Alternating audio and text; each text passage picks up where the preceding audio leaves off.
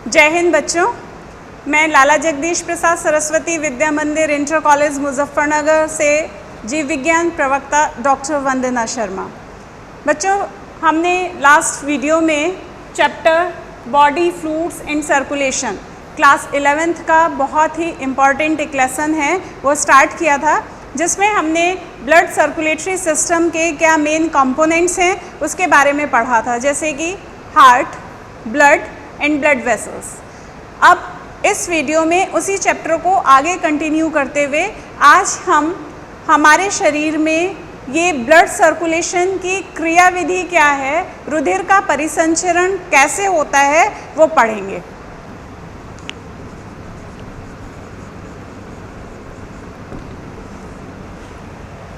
इसको हम एक बहुत ही सिंपल से डायग्राम से समझने की कोशिश करेंगे।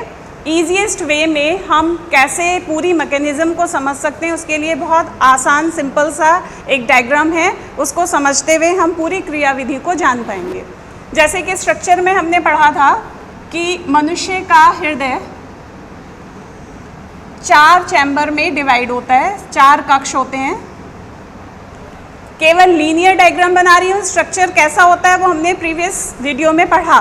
तो एक रेखीय आरेखन के द्वारा हम इसकी क्रियाविधि को समझेंगे। 4 कक्ष में ऊपर के 2 कक्ष जो कंपैरेटिवली नीचे वाले कक्षों से छोटे होते हैं, जिनको हम अलिंद कहते हैं। इस तरफ दायां अलिंद को शॉर्ट में जैसे राइट एट्रियम या राइट ऑरिकल भी कहते हैं। मैं यहाँ पर उसके लिए RA एब्रीविएशन लिख रही हूँ, राइट ऑरिकल। और दूसरे इस तरफ लेफ्ट ऑरिकल या लेफ्ट एट्रियम, दैट मीन्स दायां अलिंद और बायां अलिंद। इसी तरह नीचे के जो 2 कक्ष हैं उनको निलय कहते हैं। नीचे वाले दाईं साइड में दायां निलय राइट वेंट्रिकल और दूसरी तरफ लेफ्ट वेंट्रिकल बायां निलय। स्ट्रक्चर में हमने पढ़ा था कि दायां अलिंद दाएं निलय से एक छिद्र के द्वारा कनेक्टेड होता है, जिसे अलिंद निलय छिद्र कहते हैं। यहाँ पर इसलिए हमने एक छोटा सा गैप बनाया है। ये एरो का साइन फ्लो ऑफ डायरेक्शन, किस दिशा में रुधिर बह रहा है उसको बताएगा।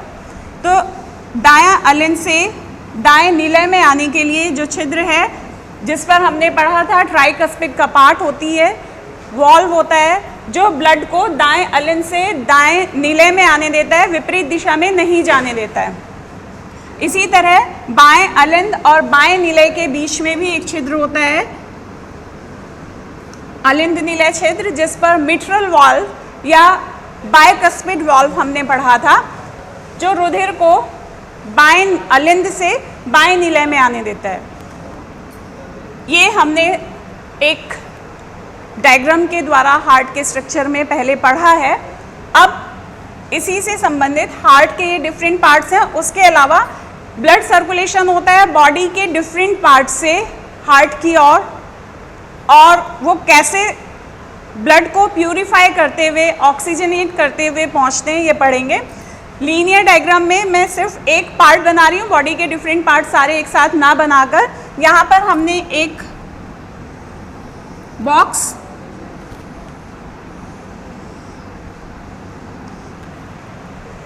जो कि एक सिंबल है different parts of the body, different parts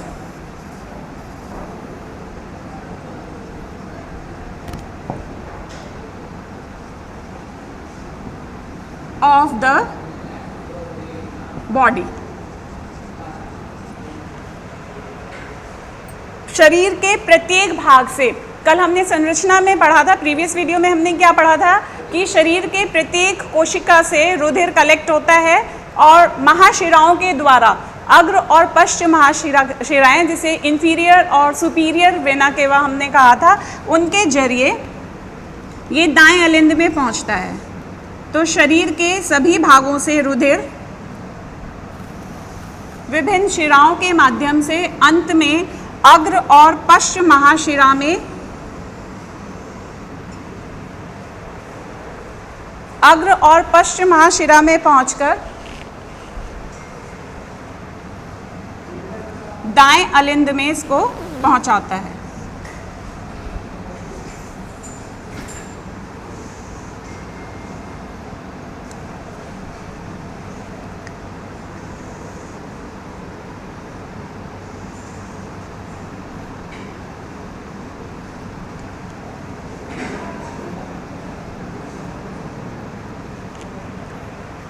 ये डायग्राम बिना एरो साइन के इनकम्प्लीट रहेगा। एरो के साइन से ही पता चलेगा किस डायरेक्शन में ब्लड फ्लो कर रहा है। डिफरेंट बॉडी पार्ट से ब्लड चला, ये इसका रूट है जो कि डिफरेंट वेन्स हैं। वेन्स यानी शिराएं, जो शिराएं सभी एक साथ कलेक्ट होकर एंटीरियर, इंफीरियर और सुपीरियर वेना केवा बनाती हैं। वहाँ से होते हुए ये ब्लड दाएं अलिंद में पहुँचता है।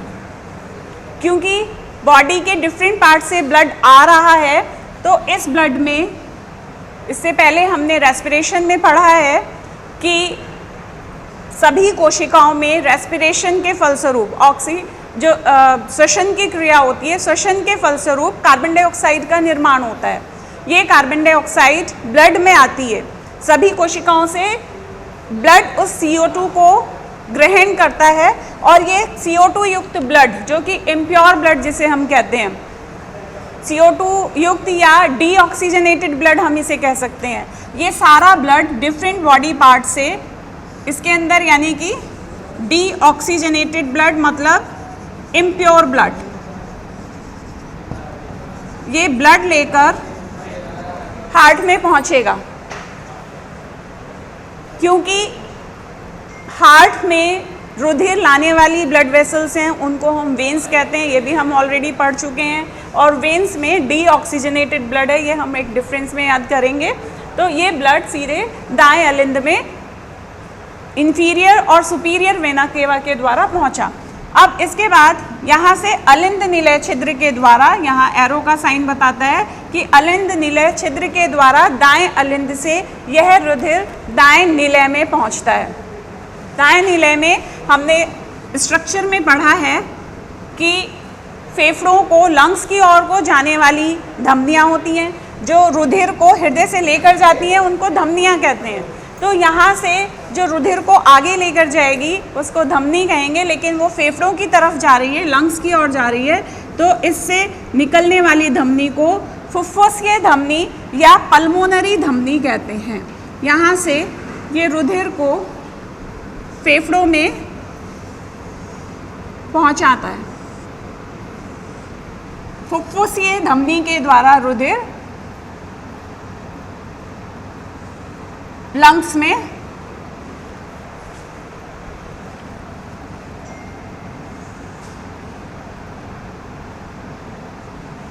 पहुंचा।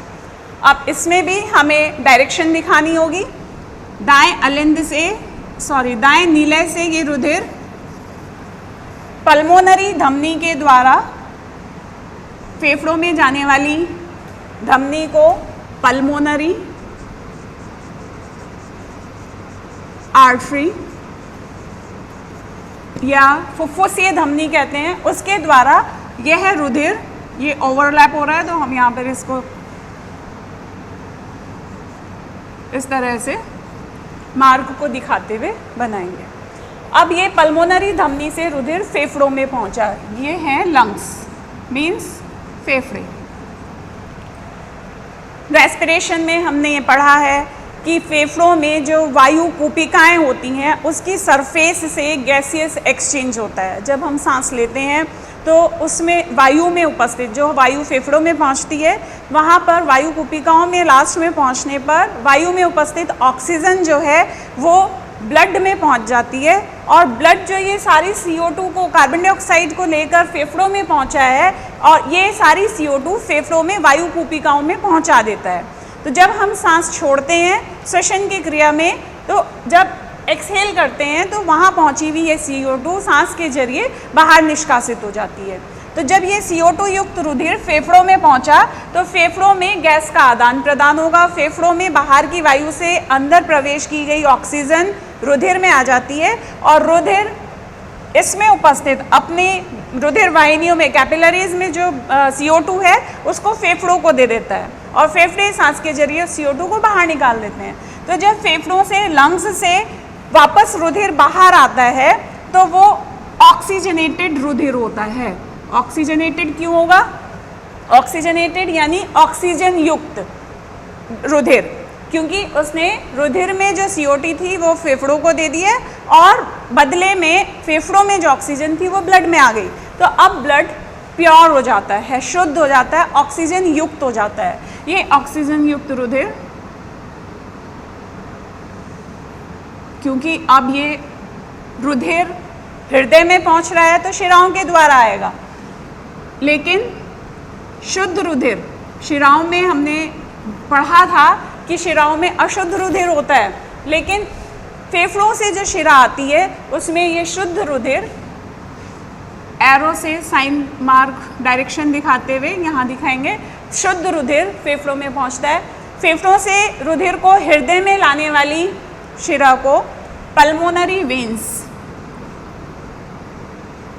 पल्मोनरी वेन्स कहते हैं। पल्मोनरी शिराओं के माध्यम से यह रुधिर दाएं अलिंद में पहुंचता है। जैसे कि हमने पढ़ा, इसके अंदर जो रुधिर था वो डीऑक्सीजनेटेड था। डीऑक्सीजनेटेड मीन्स CO2 कंटेनिंग रुधिर, और अब यहाँ पर गैसियस एक्सचेंज हुआ, गैस का आदान प्रदान हुआ। इस रुधिर की CO2 फेफड़ों में चली गई और फेफड़ों की ऑक्सीजन रुधिर में आ गई। तो अब ये जो रुधिर होगा वो होगा ऑक्सीजनेटेड, दैट मीन्स ऑक्सीजन युक्त, ऑक्सीजनेटेड ब्लड यानी ऑक्सीजन कंटेनिंग ब्लड। अब ये प्योर ब्लड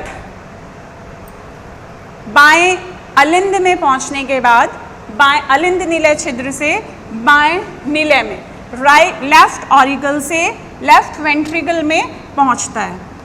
यहाँ से ये रुधिर जो यहाँ से सिर्फ एक महाधमनी निकलती है, दैहिक महाधमनी जिसे कहते हैं, जो बाद में कई शाखाओं में विभाजित होकर दैहिक महाधमनी एओर्टा, महाधमनी को एओर्टा कहते हैं या सिस्टेमिक एओर्टा, सिस्टेमिक एओर्टा के जरिए ये ब्लड, ऑक्सीजनेटेड ब्लड वापस डिफरेंट बॉडी पार्ट्स में जहाँ से आया था वहीं पर पहुँच जाता है।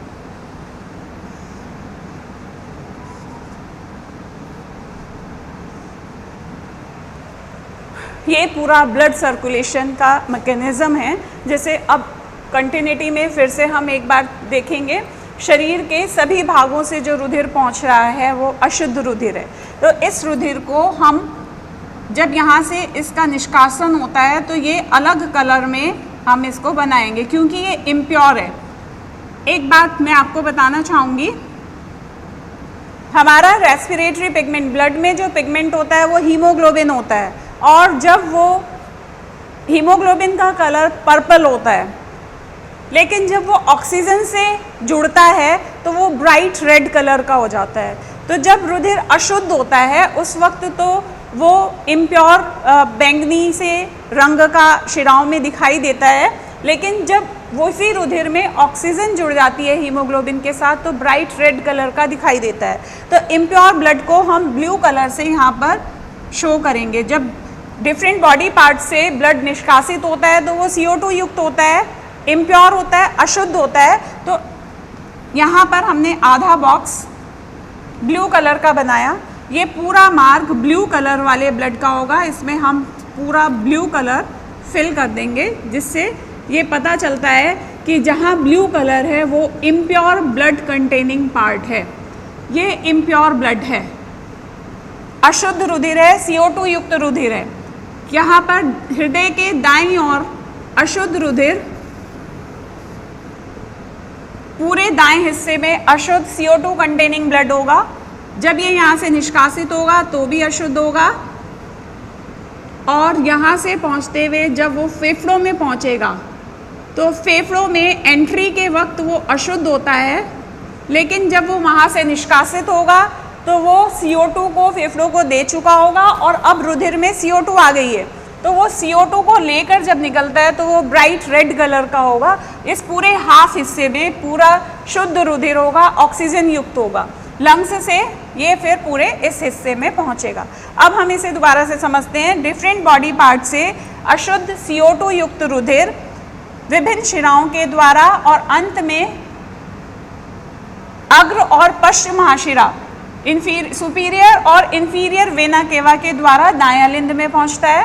दाएं अलिंद से यह रुधिर दाएं अलिंद निलय छिद्र से निलय में आ जाता है। इस छिद्र पर एक ट्राइकस्पिड कपाट होती है।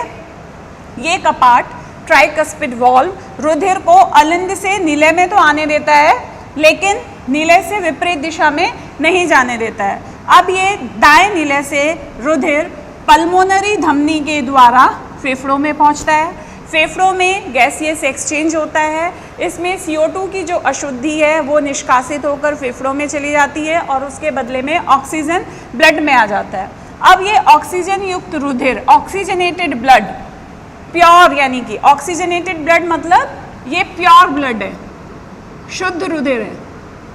ये फेफड़ों से निकलने वाली जो शिराएं हैं वो पल्मोनरी वेन्स कहलाती हैं। पल्मोनरी या फुफ्फुसीय शिराएं, उन शिराओं के जरिए ये रुधिर बाएं अलिंद में पहुंचता है, लेफ्ट ऑरिकल में पहुंचता है। बाएं अलिंद से ये अलिंद निलय छिद्र की सहायता से बाएं निलय में लेफ्ट वेंट्रिकल में पहुंचता है और लेफ्ट वेंट्रिकल से दैहिक महाधमनी या सिस्टेमिक एओर्टा के द्वारा ये हृदय से निष्कासित होकर, यहाँ पर भी हमने पढ़ा था दोनों और जो निलय के से धमनियों में जाने वाले मार्ग हैं वहाँ अर्धचंद्राकार कपाट होते हैं जो कि रुधिर को विपरीत दिशा में वापस हृदय में जाने से रोकते हैं। यहाँ से ये रुधिर, शुद्ध रुधिर, शरीर के सभी भागों में वापस पहुँचा दिया जाता है। इस प्रकार से पूरी मैकेनिज्म होती है। जो मनुष्य में ब्लड का ये सर्कुलेशन है, ये यहाँ से ही रुधिर निकलता है। डिफरेंट बॉडी पार्ट से हर एक कोशिका से CO2 युक्त ब्लड निकलता है और हृदय में पहुँचता है। सीधे डायरेक्ट फेफड़ों में नहीं जा सकता क्योंकि गैसियस एक्सचेंज फेफड़ों में हुआ है, वहाँ पर सीधे नहीं पहुँच सकता क्योंकि मेन जो पंपिंग स्टेशन और जो जंक्शन है सभी ऑर्गन्स का वो हार्ट है। सबका कनेक्शन, बॉडी के डिफरेंट पार्ट का कनेक्शन लंग्स से नहीं है, इसलिए पहले ये हार्ट में एकत्रित होता है और फिर यहाँ से फेफड़ों में इकट्ठा जाकर एक्सचेंज होकर वापस हृदय में आकर, ये सीधे डायरेक्ट सभी अंगों को वापस इसलिए नहीं जा सकता क्योंकि मेन जंक्शन यही है, यही इस बॉडी के सभी पार्ट्स यहीं से कनेक्टेड हैं, पंपिंग स्टेशन है, यही पूरे फ्लो प्रेशर के साथ ब्लड को जो है डिफरेंट बॉडी पार्ट में भेज सकता है, इसलिए इसकी बहुत इंपॉर्टेंट भूमिका है इस सर्कुलेशन में। अब इस यहीं से निकलकर वापस इसको यहीं आना होता है, तो इससे क्या फ़ायदा हुआ इतना चक्कर लगाने का? फ़ायदा यही है कि यहाँ पर बॉडी में जो CO2 बनी है डिफरेंट पार्ट्स में, वो CO2 फेफड़ों के द्वारा बाहर निष्कासित हो जाए और वापस, क्योंकि सेल में रेस्पिरेशन ऊर्जा उत्पन्न करने के लिए ऑक्सीजन की आवश्यकता होती है, फेफड़ों के द्वारा ये ऑक्सीजन वापस सभी कोशिकाओं में पहुँचा दी जाए, इसलिए ये पूरा सर्कुलेशन चल रहा है। क्योंकि इस ह्यूमन सर्कुलेशन की एक मुख्य विशेषता है जिसे हम कहते हैं double circulation. Double circulation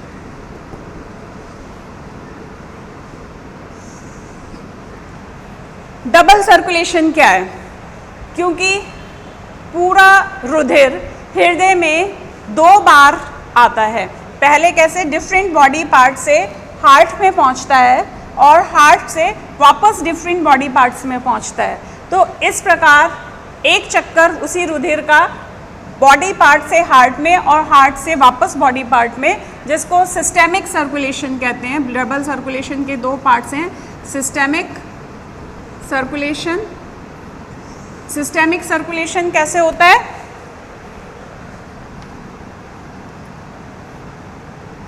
body part से हार्ट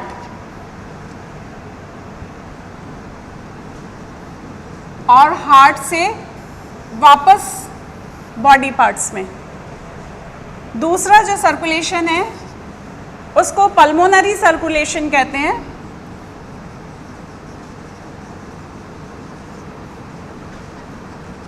पल्मोनरी सर्कुलेशन, इसमें क्या होता है, हार्ट से ब्लड लंग्स में पहुंचता है और लंग्स से वापस हार्ट में आता है। तो दो इसके वेज, दो रूट होते हैं, क्योंकि वही रुधिर बॉडी पार्ट से हार्ट में आया और हार्ट से प्योर होने के पश्चात वापस बॉडी पार्ट्स में पहुंचा। तो एक चक्कर इसका ये हुआ, और एक चक्कर क्या होता है, हार्ट से लंग्स में पहुंचा और लंग्स से गैसेस एक्सचेंज के बाद वापस हार्ट में आया। उसको पल्मोनरी या फुफ्फुसीय परिवहन, फुफ्फुसीय सर्कुलेशन कहते हैं। इसका रूट क्या होगा, heart to lungs and lungs to heart again. यहाँ पर थोड़ा स्पेस कम होने की वजह से ये मैंने एरो से इसका मार्क दिखाया। आप ऐसे भी लिख सकते हैं, बॉडी पार्ट से हार्ट और हार्ट से वापस बॉडी पार्ट्स में। तो डबल सर्कुलेशन ह्यूमन सर्कुलेशन की एक मुख्य विशेषता है जो हम इसी डायग्राम से एक्सप्लेन कर सकते हैं। इस पूरे प्रोसीजर को के जरिए हम दो क्वेश्चंस अटेम्प्ट कर सकते हैं। मनुष्य में रुधिर परिवहन की क्रियाविधि को समझाइए। तो इस डायग्राम से बॉडी पार्ट से इम्प्योर ब्लड राइट ऑरिकल में पहुंचा, राइट ऑरिकल से राइट वेंट्रिकल में और फिर पल्मोनरी आर्टरी द्वारा लंग्स में गैसेस एक्सचेंज हुआ और वहाँ से प्योर होने पर, ऑक्सीजनेटेड होने के बाद ये ब्लड लेफ्ट ऑरिकल में पहुँचा, लेफ्ट ऑरिकल से फिर लेफ्ट वेंट्रिकल में और फिर सिस्टमिक एओर्टा के जरिए ये वापस डिफरेंट बॉडी पार्ट्स में पहुँच गया। ये पूरी एक्सप्लेनेशन है ह्यूमन ब्लड सर्कुलेशन की, मनुष्य में रुधिर परिसंचरण की क्रियाविधि क्या है।